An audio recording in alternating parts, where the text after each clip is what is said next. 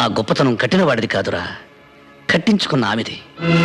ఎందుకంటే ఆ పసుపు తాడుతో నువ్వు వేసిన 3 ముళ్ళకి తన జీవితాంతం కట్టుబడి ఉంటుంది కాబట్టి. భార్య అంటే నిప్పు లాంటిది. దాని విలువ తెలిసి మసలుకుంటే దీపమై జీవితాంతం వెలుగునిస్తుంది. అశ్రద్ధ చేసిన రోజున అగ్ని జ్వాలై నిన్ను నీ కుటుంబాన్ని కూడా దహిస్తుంది. అంత శక్తి కలదరా భార్య అంటే. నన్ను క్షమించన్నయ్యా. ఆచార్య గారు, అయ్యా. మొత్తం దస్తావేజులు పట్టండి. అలాగేనండి. అమ్మా భారతి, బయటెన్నో సమస్యలతో సతమతమై ఇంటికొచ్చిన భర్తకి భార్య సేద తీర్చాలి గాని సమస్య కాకూడదు.